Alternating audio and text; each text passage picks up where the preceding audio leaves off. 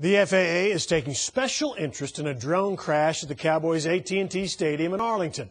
The pilot claims he accidentally crashed his drone into the roof of the stadium, and to try to prove it, he posted video of a second drone flight that really got people talking. Fox 4's Richard Ray joining us now live to explain the questions being raised about the drone pilot's aerial tour. Richard.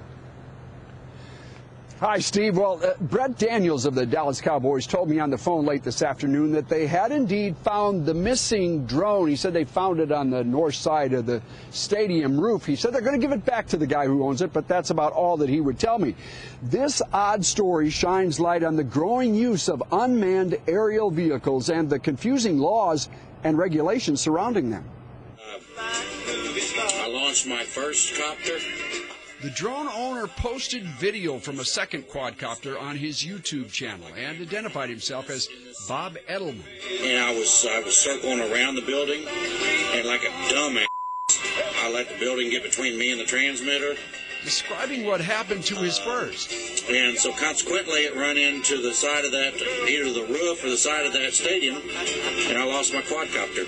Edelman had a pet tracker on the lost drone and also posted a picture of where it was at on the roof. The FAA released a statement indicating it may pursue enforcement action against model aircraft operators who endanger the safety of the national airspace system.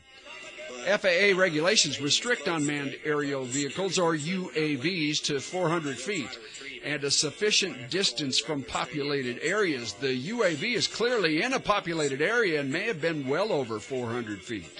Well, I mostly fly them in an empty field, away from people, away from buildings. I mean, if you don't, I think it's hugely irresponsible.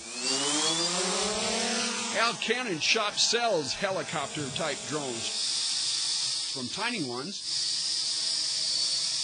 to those big enough to support a camera. I mean, the gimbal is keeping the camera somewhat stable. The larger ones, Al says, can be very dangerous. They use carbon fiber blades, and they'll cut right through you. It's hugely irresponsible to be flying over people or around people. Did you get a chance to read last month's minutes? A sentiment shared at the monthly meeting of the Greater Southwest Aero Modelers. This guy flying over AT&T Stadium, really? You know, that's irresponsible.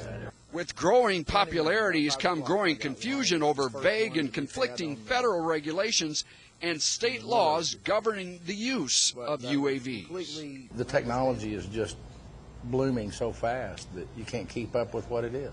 It's very confusing, and everybody needs to get on the same page as far as what the use is going to be. Put simply, Steve, the laws and regulations just simply have not kept up with the new technology. All right, Rich, so the FAA is investigating. I guess that could lead to some type of prosecution. Is Edelman expecting that? Is he prepared for it? What's he talking? You know? No indication at all. That FAA thing was pretty vague, just indicating that in general they could. Okay. All right, Richard Ray, live tonight. Thank you.